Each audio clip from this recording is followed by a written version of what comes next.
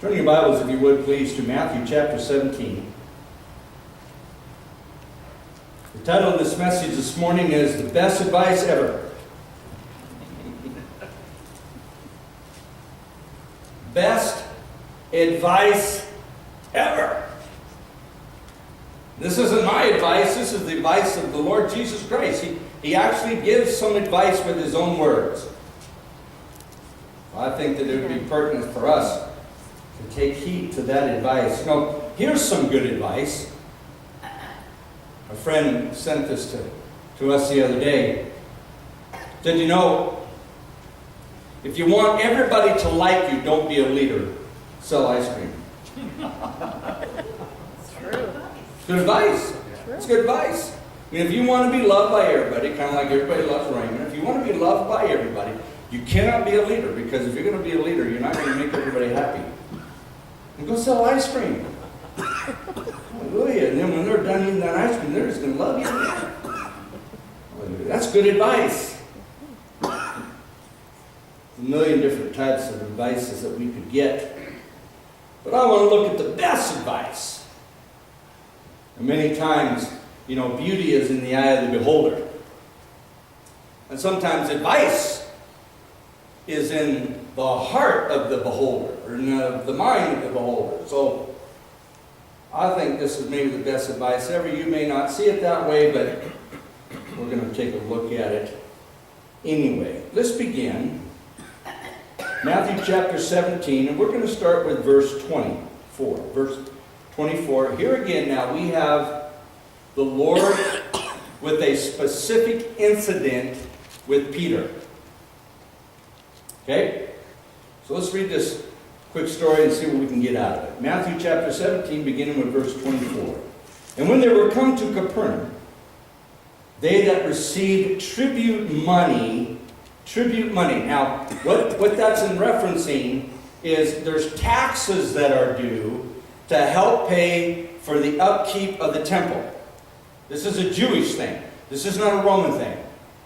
Okay? So these Jewish tax collectors for the temple and the activities and all that kind of stuff. In other words, if you haven't paid your tithes in a little while, I have a good friend by the name of Scarface who's going to come knocking on your door and say, dude, the tribute, a little behind.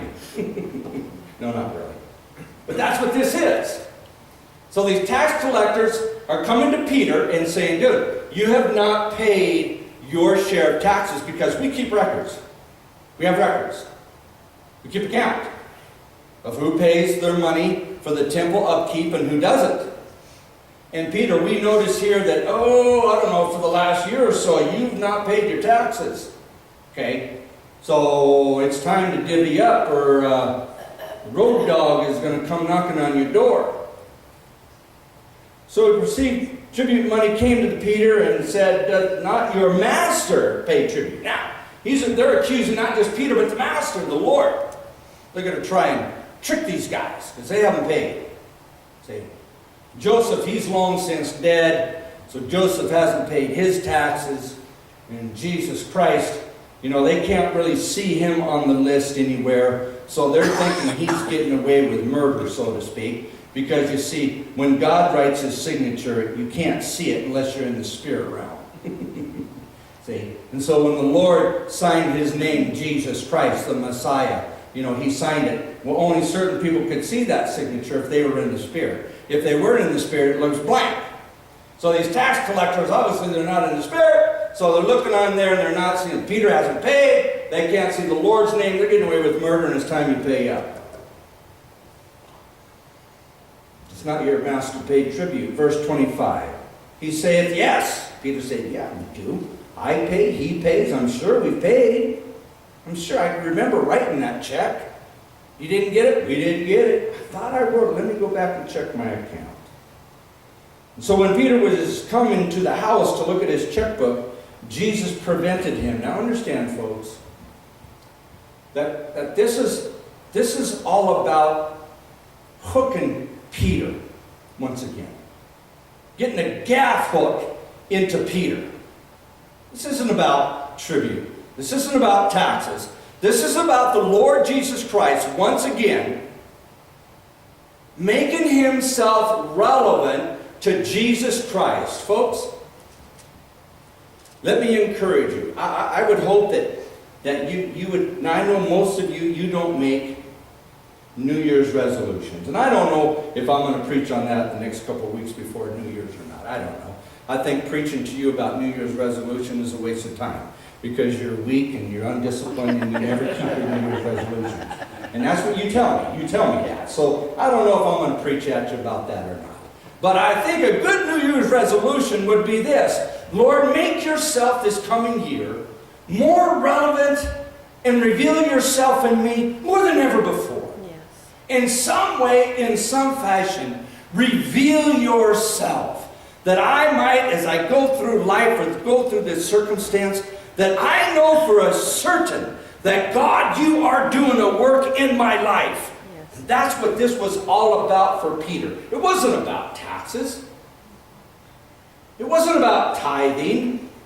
It was about Jesus Christ doing and extended another work in Peter's life. And the Lord didn't want to argue with Peter about it.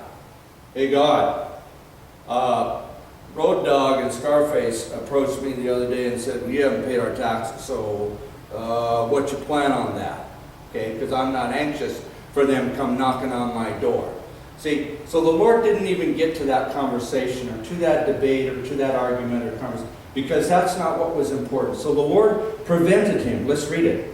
You see? So it says in verse 25, so Jesus prevented him. See? Sometimes I think God just needs to say to us, just stop. Just stop. Stop. I heard some great advice the other day. We're watching this movie. And the advice was this: people they work so hard to try to achieve happiness. That's a good idea once in a while to just stop and be happy in the moment. Isn't that good advice? Yes. Amen. That's great advice. That's not the advice I have for us today. But the Lord here is saying to Peter, he prevented him. Sometimes I think God just needs to speak to us and just say, stop. Stop it. Stop. Stop the talk. Stop the thinking. Stop those thoughts. Those feelings are not permissible. Those thoughts don't come from me. Those feelings are not from me. They're from the enemy. They're from your own wickedness. Stop. So the Lord prevented Peter before they even got to that conversation. And so God challenged Peter in verse 25, what thinkest thou, Simon? Of whom do the kings of the earth take custom or tribute? Of their own children or of strangers? Peter answered and said unto him, of strangers. Jesus saith unto him, then are the children free. In other words, you know what, Peter? I don't owe taxes. You know why I don't owe taxes? Because I am the temple. I am the temple. I don't pay taxes. I don't pay tithes. You pay tithes. I am the temple. I am God Almighty. I don't owe anybody anything. I am the temple. We're free. And if you're a part of me, you're free. We don't owe anybody anything. Peter, the time will come when you will recognize and you'll look back and you'll say for a certainty, I missed it. When I walked with him, when I talked with him, I did not know he was the temple. I did not know for a certainty that he was God. But now I know he is God. And thus we have the scriptures. Thus we have 1st and 2nd Peter. Thus we have an outlay of a life of Peter. And so we're looking at it again. The Lord said the children are free. They don't pay. I don't pay. I am the temple. Let's read verse 27. And I'm going to put more to it. Notwithstanding, the Lord said, lest we should offend them, go thou to the sea and cast a hook, and take up the fish that thou first cometh up. And when thou hast opened his mouth, thou shalt find a piece of money. That take and give unto them for me and for thee. Now, first of all, folks, this is about Jesus Christ and Peter. Take up that coin and go pay it for thee and for me. He did not say, take up that coin and go pay it for us, for the rest of us, for all of us. Take care of everybody's debt. No. He said, take up that coin and pay for thee and for me. So this is a gap, once again, that the Lord wants to put into Peter. Now, let's paraphrase this just a little bit. Let's look at this story. So the Lord says to Peter, go get a hook. Now, I was going to buy a great big hook, but I just couldn't find one to accommodate it. But if you ever been deep sea fishing? You ever been deep sea fishing? You know that when you're fishing for rockfish or any fish that's on the bottom, you don't need bait. All you need is a hook, a bare hook with a little bit of weight on top of the hook. You drop it down, and when we would go deep sea fishing off the coast of Washington and Oregon, and we'd go out on a charter boat, and there would be 4 or 5 hooks on one line. So you'd have a sinker on the bottom of your line, a sinker, and you drop it down until it hits the bottom. And then about a foot up, you'd have this hook with just another little sinker. About a foot up, another hook. So we'd have 4 or 5 of those hooks. So once it hit the bottom, about 75, 80 feet down or so, you know it hit the bottom. You'd reel it up a little bit, and then you just start jigging. Okay? And those rockfish, they don't need bait. Bottom fish don't need bait. They'll attack anything that's shiny and moves. They're not like trout or bass. You don't have to trick them because they're too stupid, right? They just bite. If it moves, then they're going to eat it, right? And so you just start jigging, and within just 30 seconds or so, you've got 1, 2, 3, 4, or 5 fish on at one time. And they just bite that hook, and you reel it up. You reel up as fast as you can. By the time they get to the top of the water, you see this great big bubble inside their mouths, and what that is that their stomachs have come up through their throats and now is in their mouths because, by the way of, what do you call it when you get, The bends. what? Well, they regurgitate their stomachs, but it's because of when you're scuba diving and you go too far down. The bends. You get the bends. Well, anyway, it's a form of bends. It's a form of getting the bends for these rockfish. They look stupid. And they got these hooks, and so you take them off, you do it all over again. You see, so it's no big deal for Peter to take this hook and to go out there and catch a single fish. Now I can just see, as Peter was getting this gear all together, getting this hook and the line, that the other 11 disciples came by and said, Pete, what are you doing? Peter, what's up with the hook? Well, the Lord told me that I was supposed to go catch a fish. Catch a fish? Catch a fish for what? Well, because we're supposed to pay our taxes. Taxes? You're going to catch 1 fish at a time to pay the tribute for the temple, 1 fish at a time? That's what the Lord told me to do. 1 fish at a time? And then Peter made the mistake. He made the mistake of saying, well, the Lord said that I was to bring up the first fish that I catch, that I'll bring it up and look inside its mouth, and there's going to be a coin worth enough money to pay tribute for me and for he.